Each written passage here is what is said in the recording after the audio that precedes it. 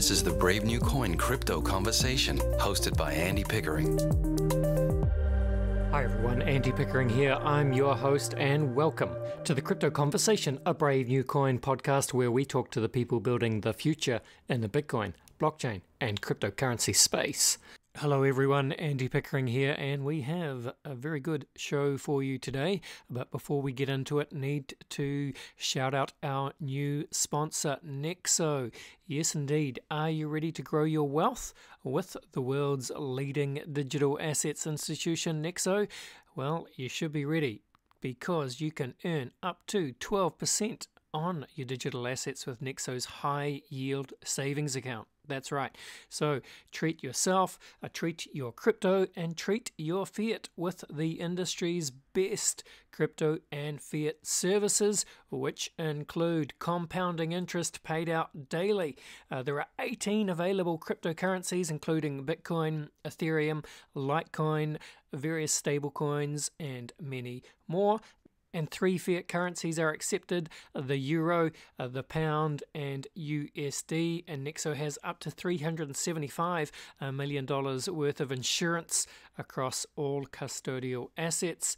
Top-ups and withdrawals are available at any time, and there are 0 fees for using the Nexo Earn Suite. So, are you ready to start earning? Of course you are. Simply go to nexo.io, and of course that is spelt NEXO.io. And now it's on with the show. My guest today is Charlie Silver. Charlie is the founder and CEO of Permission.io, a startup in the crypto space looking to offer individuals a new way to monetize their data and help users take back control of their data. And with the current privacy concerns across big data and the big tech space, this is very much a timely conversation to have. Hey, welcome to the show, Charlie. Thank you for having me, Andy. Just before we talk more about Permission, Charlie, I understand you have quite a deep background in the tech space. So I think it'd be useful just to begin if you introduce yourself and tell us a little bit about your life story or career path building up to Permission. I've been a career entrepreneur. I started a company in the dot-com era, the late 90s, called Real Age. And Real Age was this massive data collection vehicle where we collected more data about people's health and well-being than you could possibly imagine, 500 or so data points.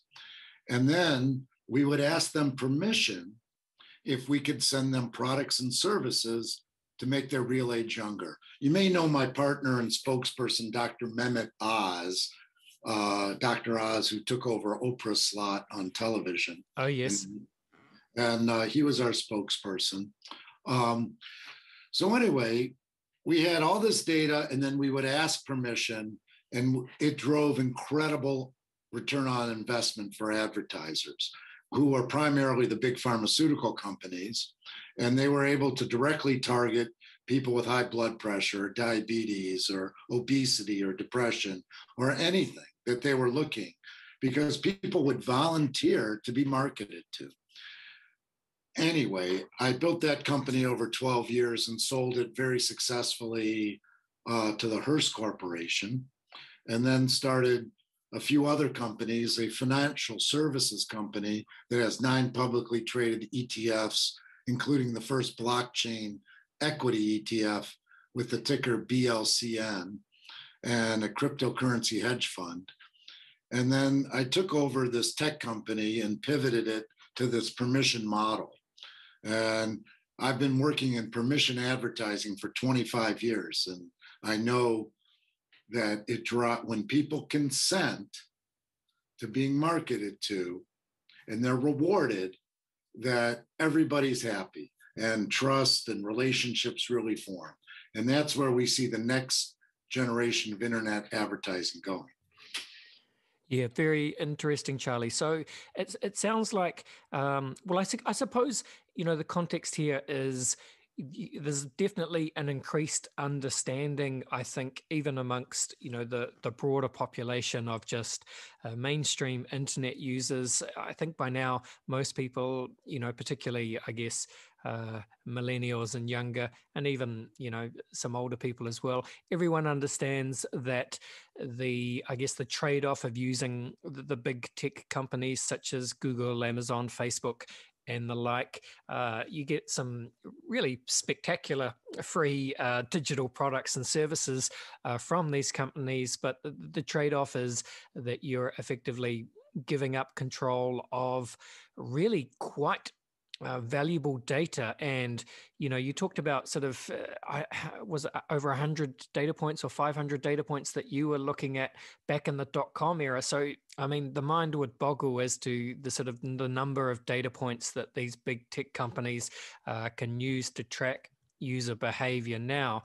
So but I guess, yeah, that's the context. And I think people are starting to look for new options. But I suppose most people aren't really aware that these platforms like Permission, their whole idea is to not only give people back power over their data, but also the ability to monetize that data, right?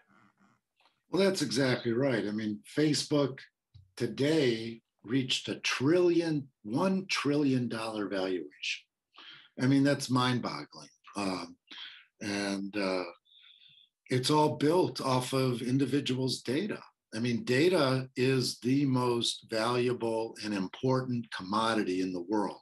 We're in the data economy.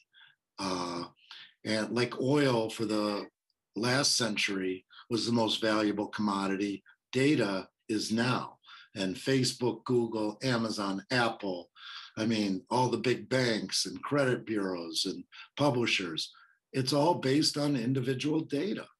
And, you have to ask the question, who owns the data? And our premise is that individuals own their own data, and they should absolutely be compensated for its use. Yeah, very much so.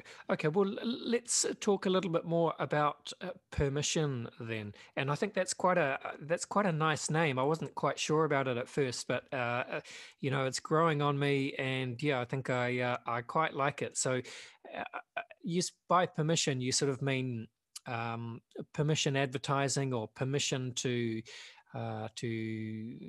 access your data, permission to monetize your data, right? So I guess, well, give us the kind of the broad strokes of what permission is, Charlie.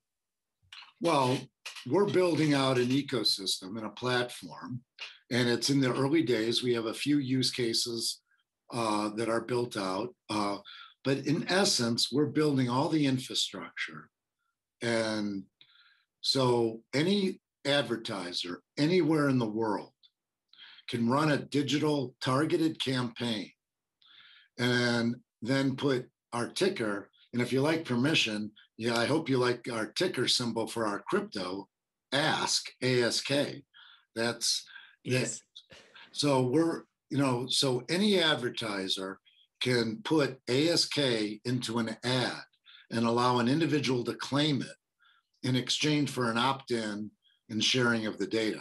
So instead of today, you see all those, click here to accept cookies. Well, accept cookies is just another term for we get to use your data.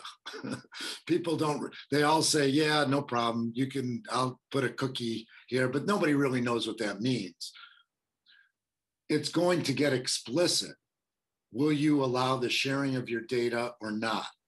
And Apple, very interestingly, is the leader here in the iOS ecosystem. If you're an app developer, you have to explicitly, and these are Tim Cook's words, not mine, ask permission in order to use data. And the opt-out rate, people say no 95% of the time. Well, that's going to reverse when you pay people, when you compensate them. So if you want to use my data, pay me. And that's what we're doing. We've created the crypto, this digital asset, to enable the brands and advertisers to compensate individuals. Yeah, I think it really comes down to simple incentives, right, Charlie? So if you've got nothing to gain, of course, people are going to say, if they're given the option to opt in or out, they're going to say, no, you can't use my data. But, I think you're right. That will change if you offer people an option to get paid. I just want to touch on something you said, though, Charlie, about, these pop-ups that you get to accept cookies on all these different websites, and not only that, but because the stranglehold that the likes of Facebook and Google have over the open internet for sort of independent websites, it's so hard for them to I guess make a buck from web traffic today that they're almost forced to just include these really obtrusive everything from banner ads to Outbrain and all these things, and it just makes for an unpleasant internet experience. It feels like something has to give. Well, you're exactly right. I mean, it's why 50% of people under 30 and about 26 or 27% of all internet users deploy an ad blocker. So they don't see any of those intrusive ads. And that's growing significantly. And when you combine the problem, I mean, the dirty little secret about Google and Facebook's revenue is that half of it, and some people say 70%, is going, I mean, over half of the revenue that they earn from, get paid by advertisers is going to criminals. So there are bot farms and click farms all over the world that when Procter & Gamble pays Google $10 million to run a campaign, half of that money, instead of going to publishers, is going to organized crime.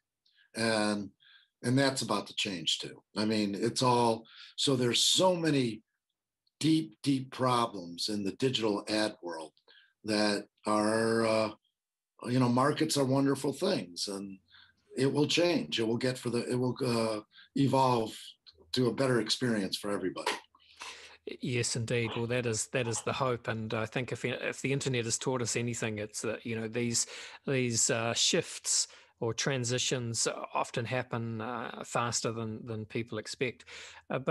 So we've talked about permission, and you mentioned Ask, which is I guess the crypto asset or the cryptocurrency that powers the permission ecosystem. And I mean, yeah, you're right, Charlie. It's quite a delicious little play on words that you're using. I think you used the expression from Tim Cook himself. You have to ask for permission.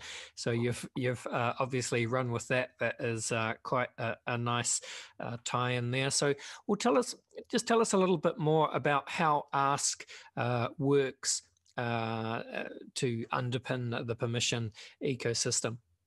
We're deploying what's called the demand side bidding platform, which is going to enable any advertiser anywhere in the world to run a digital campaign.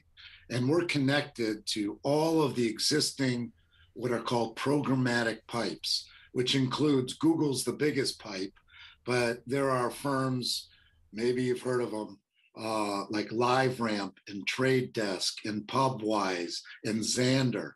There's all of this plumbing underneath the internet that allows data to flow and ads to flow. And we're connected to all of these players. We have 17 partners, including Google. And by the way, Google has been very supportive of us, I have to say. So we're allowing any advertiser to run a campaign anywhere on the internet and then enhance that ad with ASK. And so Procter & Gamble, Pampers, they're running an ad to reach young moms all around the world. Well, in that ad, they'll say, here's 100 ASK, click and accept it.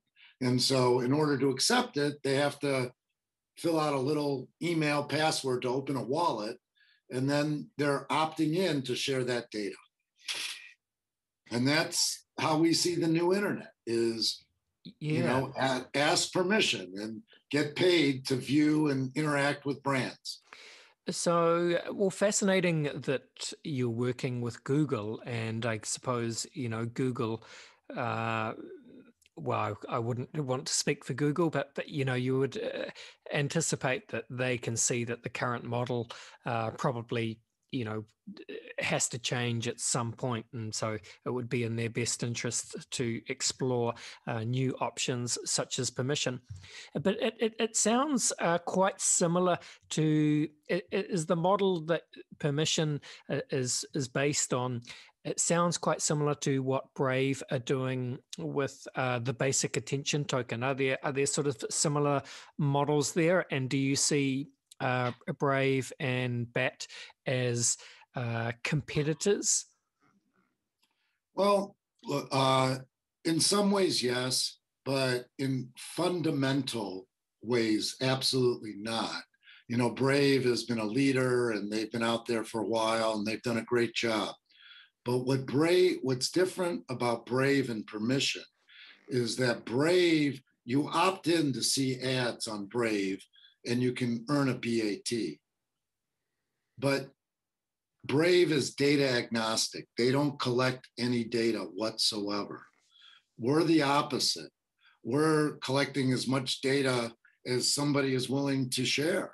And the value in advertising, you can't really run advertising without data. It just doesn't work. And so we're very data focused and being the conduit for brands to ask permission to get data. And Brave doesn't play in the data world at all. They just opt in to see an ad, but they don't collect data and they don't use any targeting. So we're quite different in how we use data and how we view data. Yeah, that's certainly a fundamental difference in philosophies, and I can understand. I can understand both approaches. To be completely honest, Charlie, but I can certainly see the rationale with what you guys are doing, and I can see why that would be potentially much more attractive to advertisers and potentially even to users as well, if they are able to get a better monetization option. And for good or bad, at least if you are going to see some form of advertising, it's probably better for your mental health if that advertising is vaguely related to things you're interested in, right? Well, that's exactly right. And part of our platform, and we debated whether or not to do this first or second. Today you can go to permission.io, create a profile, earn ASK, and you can earn continual ASK by downloading a browser extension that works on Chrome. And as you surf around the internet, it will show you relevant ads that pay you. We're building a mobile application that will hopefully be out by the end of the year that allows you to say, I'm shopping for tennis shoes. And that's all the app is just tell me what you're shopping for. And then you'll get ads for tennis shoes that pay you ASK, and that's going to be the mobile experience. It's just, if you go shopping, do a Google search, but then do a permission search as well. And those ads will pay you. Fantastic. And look, it says on your website, Charlie, I think that there are around 7,000 new ASK wallets being generated or established every day, over 350,000 registered wallets to date. So, I'm sort of answering my own question here, but, talk to me a little bit about what kind of growth you're seeing and, what sort of forecasts you have. Because there are a lot of competitors in this space. We've talked about Brave. There are other smaller ones as well. There's you guys. everyone's sort of doing a different spin on the same idea, which really is just to give users control over their data and the ability to monetize it. So yeah, I'll rephrase again, just what sort of growth are you seeing? What are you forecasting? And is there room for multiple players in this space? Yes, there are multiple players, and yes, there will be room for multiple players. I mean, the digital advertising industry is a $1 trillion business. And so there will be many, many players that are participating in allowing individuals to earn from their data and their engagement. So it's our goal to have ASK be the primary digital reward that advertisers use to engage with individuals. But in terms of our growth, we're all organic. We haven't spent any money on advertising whatsoever. And the core to our platform, which is when we'll start to scale, is the demand side bidding platform, which allows advertisers to bid for, by using ASK to bid for your engagement. And that will hopefully be done in the next few months. And that's when we start to scale. That's when Procter & Gamble runs a campaign all throughout the internet with ASK associated with it, and people start opening wallets. And that's how we scale. And our intent is to raise a very large amount of money once the bidding platform is complete, and will enable us to really scale. And our goal is to have hundreds of millions of ASK holders, people who own ASK. And so what would the fundraise strategy look like? Because, and the context here, of course, is you guys did not do an ICO, right? No, we didn't, but we raised money via what's called a SAFT. I don't know if you're familiar with that term. It's called a Simple Agreement for Future Tokens. Yes. Before we listed, we raised several $1 million by selling to accredited investors only, which puts you in a different regulatory bucket than selling to the public. Yeah, understood. All right. Well, look, as we start to finish off this part of the podcast, Charlie, in terms of, data privacy aside, and, the ability to monetize your data, that's kind of one side of the data debate at the moment.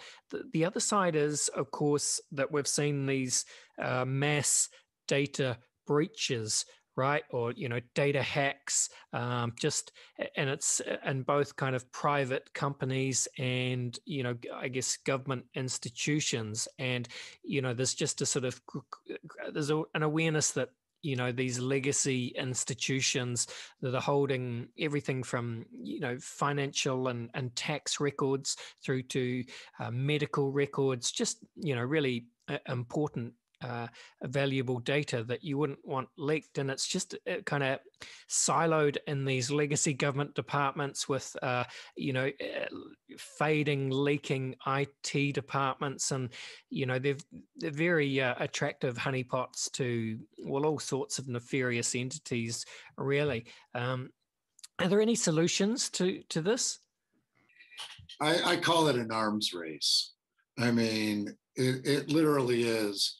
The hackers develop tools, and then the security software guys build tools to prevent the hacking. And then they come up with new hacking tools and then new security software. This is a problem, it's a huge problem, but, it's just a fact of life. I mean, that your data lives, and individuals have to be, lives in other people's storage systems, and you just got to be careful. You got to change your passwords. You got to be diligent about what kind of data you're sharing, and things like bank accounts and stock accounts and crypto accounts. You just got to, change your passwords and be very conscious that anything online is at risk. Yeah, it certainly is. And well, just to finish off, Charlie, I wanted to circle back to something you mentioned at the beginning. So you mentioned several ETF products, I think that you'd been involved with, including a blockchain ETF. So I just wondered if you had any particular insight or opinion on when you think a Bitcoin ETF might be approved in North America. Yeah, I wish I knew. The company that I started had 3 applications for a Bitcoin ETF. I could just speculate. I can't really. That's right. It will be in consistent with regulation, in the US, in North America, and, we have to get consistent, clear regulation around crypto, who's the regulator, taxes, accounting, all of these issues there need to be clear rules. And we won't have a Bitcoin ETF until the SEC and the Commodities Futures Trading Commission and the controller of the currency agree on a set of regulations around crypto. And I'm hopeful it will happen in the next couple of years. I would bet that it does, but that's only a guess. Yeah, it feels like there's some way to go, and there's just a lot of different regulatory bodies all struggling to get onto the same page. So, and until that happens, probably no ETF.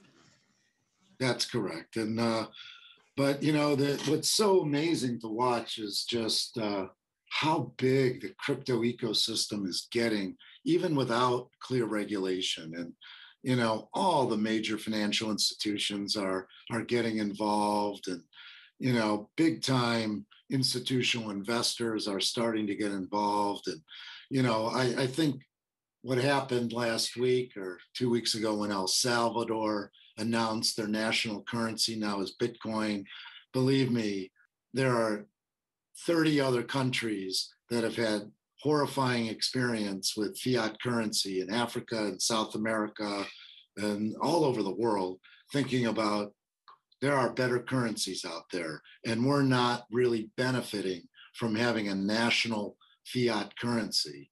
And I think what happened in El Salvador is going to happen in Argentina and the Philippines and places that have had horrible inflation, and the world's changing, whether or not, and the regulators tend to lag. They're not the leaders, they lag. So yeah, that's exactly right. Let's go to a quick break, and then we'll come back and we'll finish off with the very famous Crypto Conversation hot take round. Grow your wealth with the world's leading digital assets institution, Nexo. Earn up to 12% on your digital assets with Nexo's high yield savings account. Treat yourself, your crypto and fiat with the industry best crypto and fiat services, featuring compounding interest paid out daily, 18 available cryptocurrencies, Bitcoin, Ethereum, Litecoin, stablecoins, and more. 3 fiat currencies are accepted: Euro, Pounds, and USD. Up to $375 million insurance on all custodial assets, top-ups and withdrawals available at any time, and 0 fees for using Nexo Earn Suite. Start earning at nexo.io. That's nexo.io. All right, we're back, and I'm with Charlie Silver. Charlie is the founder and CEO of Permission, a startup in crypto looking to give users a way to monetize their data. And Charlie, I like to finish each podcast with a quick round of rapid-fire crypto conversation hot takes. Are you up for it? I'm up for it. All right, let's go, Charlie. I just want your hot takes here. Here we go. Charlie, where do you sit on the Bitcoin maximalist to multi-coin opportunist spectrum? Multi-coin opportunists. All right, very good, very good. Charlie, what would you say is your firmest conviction, crypto opinion?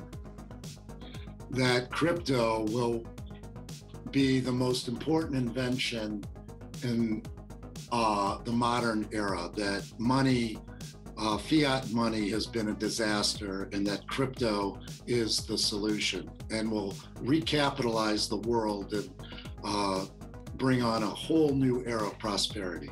Well, Charlie, Bill Gates famously said that we tend to overestimate what we can accomplish in 2 years and underestimate what we can accomplish in 10.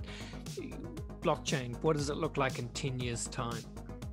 Well, I think, blockchains are just remarkable tools for transactions. And I think everything that involves transactions will be registered on blockchains. And, obviously, commerce and taxes and government records and real estate records and insurance records and health records. It's really going to change the world in such a positive way. If you think about health records, like in the US, it's a disaster. Nobody, there's no electronic health record standard, and it causes so much gross inefficiency in the healthcare system. It's just an example, but I really think blockchain is going to lead to a new era of productivity. Fantastic. Well, look, similarly, sci-fi author William Gibson said that the future is already here. It's just not evenly distributed. Can you think of an example of the future being here right now, Charlie, but most people just aren't really aware of it?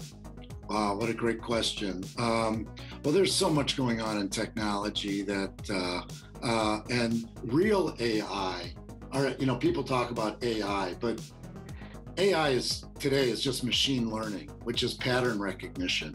The real cognitive computing, where computers can really understand concepts and apply reason, that's been being worked on for decades and has yet to really come to fruition. And that's going to really change the world. And there's just billions of dollars being invested in real cognitive reasoning computing that we've yet to see. And when that happens, again, a whole new era of prosperity. Absolutely. All right, well, we're almost done here, Charlie, but time to zoom out, time to get weird. What do you see as the long-term future for the human race? Do you see dystopia or utopia? I'm very positive. I reject the dystopian outlook. I think humans have this incredible capacity to reason. Although we do go through periods of darkness, we always end up better. And I am super optimistic about the future of humanity. Fantastic. Yeah, I agree with that, Charlie. It's just, you'll have a happier life if you try and be an optimist. But let's close this out, Charlie. The final question is, what is your favorite science fiction, a book, film, show, or universe? My favorite, I fell in love with a series when I was very young, called Ender's Game, and by Orson Scott Card. They turned it into a movie, but the movie was no good. Yes. But the series was fabulous, just fabulous. Ender's Game. All right, brilliant. We might even put a link to that in the show notes. And I just saw, I was watching a trailer yesterday for Apple TV of them doing I guess like a TV season episode based serial on Foundation by Isaac Asimov. Yep. Yeah, looks very good actually. So I think that comes out in the second half of this year. But this has been fun, Charlie. I've enjoyed talking to you. Thank you for coming on the show. Nothing else to say really, except to hand the microphone back to you. And look, please tell the people where they can go to find you on your various platforms, and where they should go to learn more about permission and potentially look at engaging with the ecosystem. Well, I thank you. I encourage your listeners to go to permission.io. Start earning some ASK by signing up and creating a profile. You can download the browser extension on Chrome and start earning as you browse the internet. You can reach me. I'm on Twitter, Permission CEO, at Permission CEO. And, I really encourage people to learn about our platform and start earning ASK. Fantastic. Thank you very much, Charlie. All the best, and bye for now. Take care, Andy. Thanks for having me. All right, there you go. That was Charlie at Permission. Yeah, that was cool. That was a good chat. Hope you guys enjoyed that. Don't forget to subscribe to the Crypto Conversation podcast in whatever podcast app you are using. Please give us a nice 5-star rating in Apple Podcasts app or in iTunes. Whatever's easiest, that would be cool. Anyway, that is us for today. Thank you very much for listening, team. This was the Crypto Conversation for Brave New Coin. See ya.